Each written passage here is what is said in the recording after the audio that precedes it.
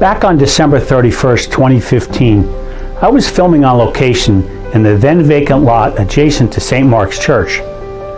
That location is now occupied by a new AutoZone auto parts store. I had no way of knowing at the time, but I unintentionally was capturing the final hours of St. Mark's Church in West Orange on film. Town residents awoke to the dawn of a new year on January 1st, 2016, to find an important chapter of West Orange history on life support as a raging fire gutted St. Mark's Episcopal Church. For nearly 2 centuries, the historic structure had proudly stood as an iconic image on the local landscape. A little over a year after the fire, the future for the church still remains uncertain. The original church was erected in 1828, but was added onto, and the bell tower and the walls of the main structure, which survived the fire, date to the 1860s. They have since been shored up and stabilized.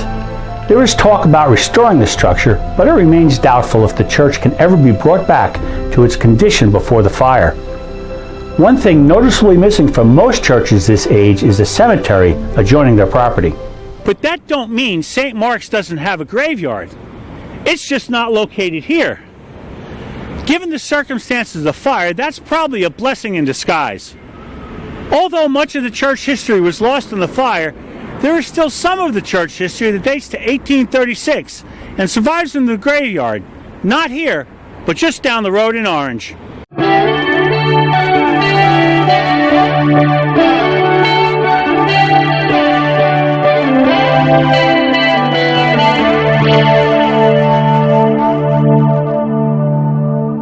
The church purchased this land about 1836 for interments adjoining the old burying ground.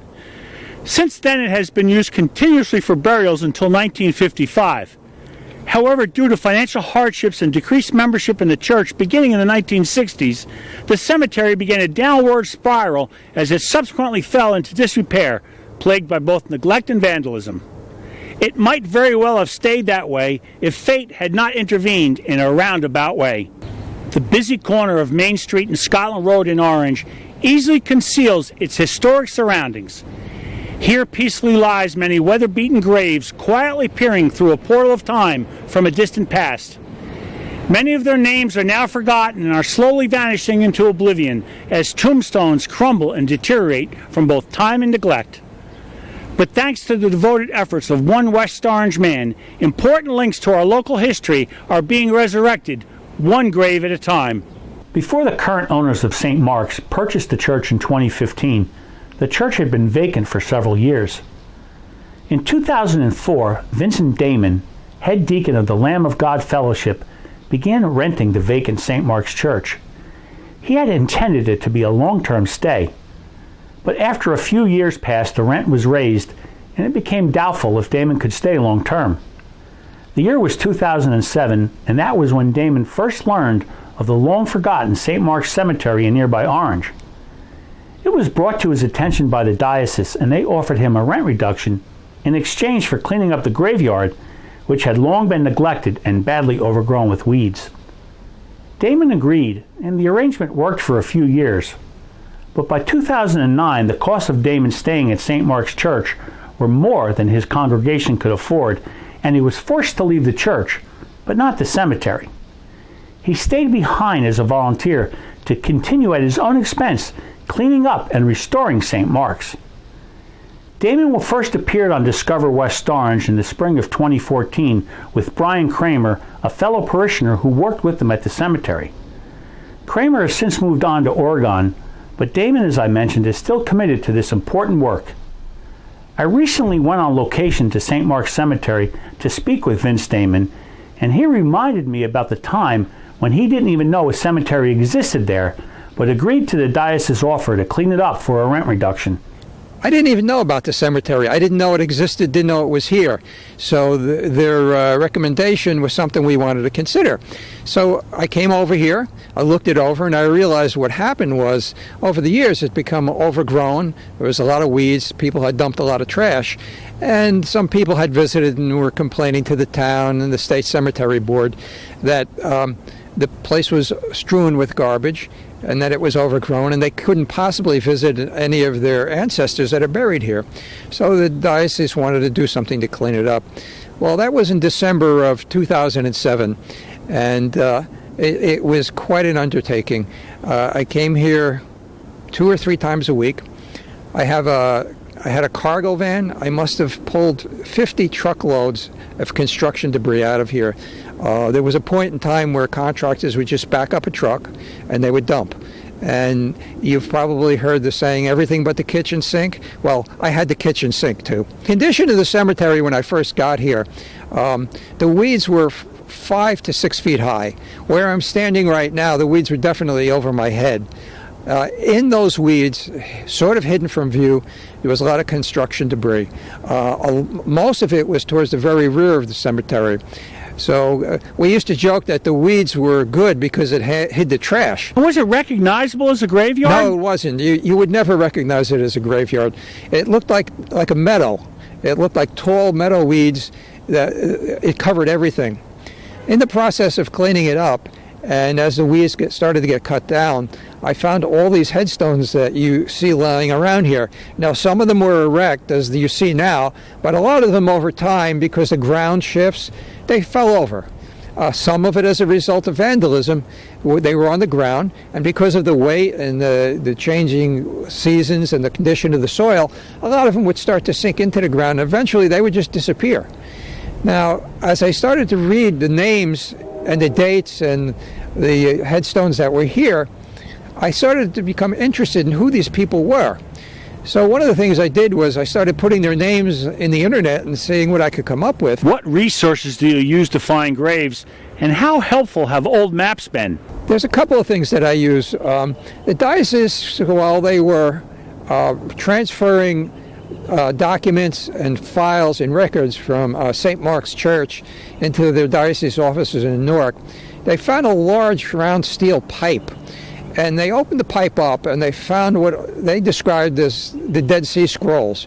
It was very deteriorated old paper, handwritten notes, and it turned out to be maps of the cemetery. One of the members of the property trustees is an attorney in Newark, and he had access to a copying machine that could make very large copies for old deeds and surveys.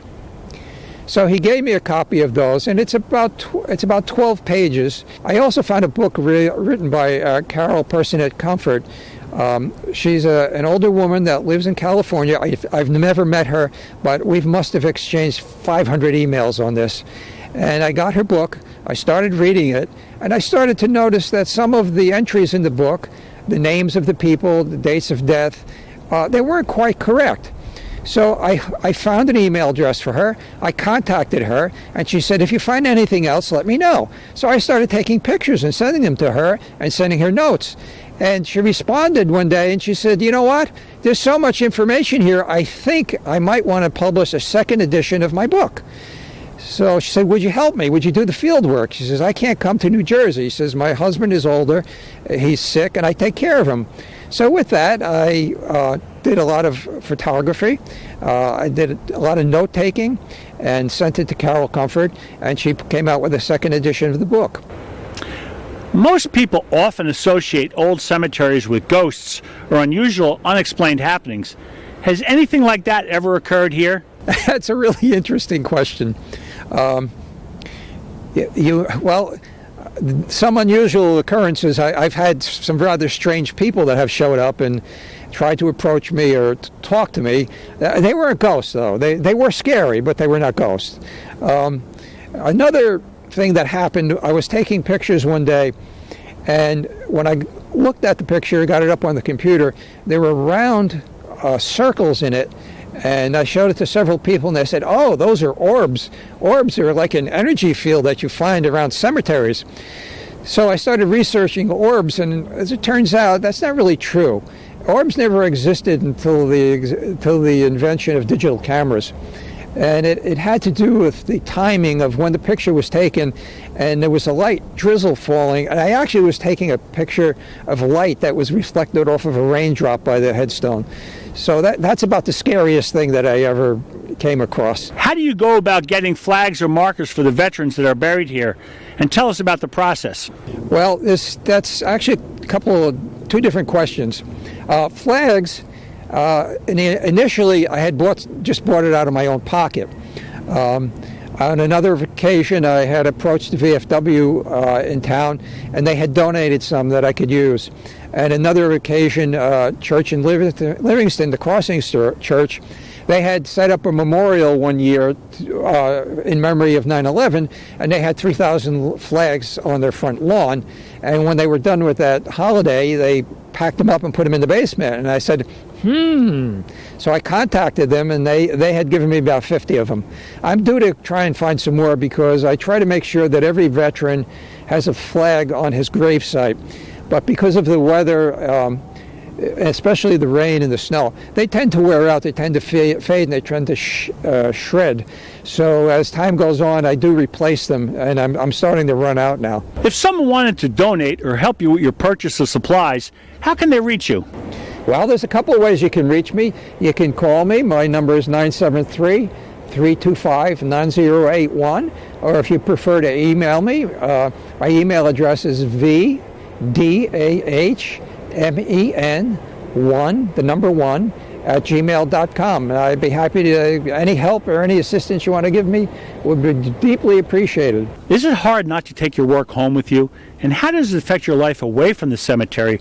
Or have the two now become interwoven? Well, the two have really become interwoven, and yeah, you take it home with you. I come here with a notepad, I come here with a camera, I take pictures, I write down things in the notepad, I go home and I spend time researching what I found here to get more information on it, especially about family members, and I try to find out if there's any significant things in their life that I can find.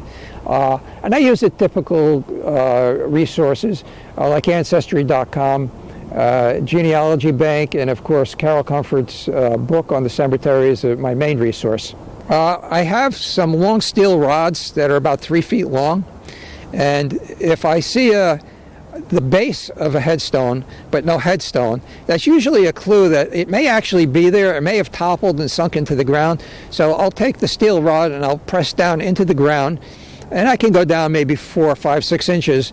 And if you start to get the feel or the sound of when there's stone versus dirt. And if that's the case, I will dig in that spot, and I'll find the headstone, and I'll turn it over, and if I can, if it's not too heavy, I'll stand it back up. A lot of times it's quite heavy, and the only thing I can do is uncover it and make a note of it. This is your hobby, and what level of satisfaction does it provide for you? I get tremendous satisfaction out of doing this. One of the things that happens on occasion, not that often, is that I will have an ancestor of someone buried here who will contact me and say, I'm trying to find my ancestor. They'll give me the name. Do you know where they are? And I will find it. If they're here, I'll take a picture. I'll give them the information I have, and I get many, many thanks from them. A woman from England contacted me not long ago, and I was able to find her ancestor, and she had been looking for him for many, many years. So that sort of thing gives me tremendous satisfaction. But just knowing that I'm here, that I'm making a difference, that people are reluctant to dump trash here anymore because they see my face and they know that I'm going to show up, and I know what's going on. I just feel like somebody has to care, and I feel that I can provide that need. Vince, when you were working here to reduce your rent, your motivation was obvious. But what motivates you now to continue, and how long do you see yourself doing it? That's another very good question, because I asked myself that question. When I was told that it was no longer necessary to do it, I said, I don't know that anybody cares about this place but me. I said, somebody has to care. Somebody has to care that they don't dump here. Somebody has to care that the veterans have a flag on their gravesite. I said, what about the people whose headstones fell over, sunk into the ground, and they're gone, and they're forgotten? I write a newsletter about what I find, and one of the things I say at the end of the newsletter, I said, nobody should be forgotten. So even if it's just for a very brief time, if I find a headstone, I find out who it is, I speak their name, I find out something about their family, and I just feel it's like a mission. I have to do this because somebody has to care. As I walk around the grounds of St. Mark's Cemetery and talk with Vince, it quickly becomes abundantly obvious how important and personally fulfilling this work is to him. He talks about the names on the graves with a high level of respect and reverence normally reserved for family members. Then again, in a certain sense, they have become like family to him. He spends almost an equal amount of time researching them as he does restoring their grave sites. Thanks to his commitment and devotion, it is helping preserve our local heritage. He is literally leaving no stone unturned in restoring life to this final resting place of the forgotten dead. For the Downtown West Orange Alliance, I'm Joe Fagan, and I'll see you on Main Street.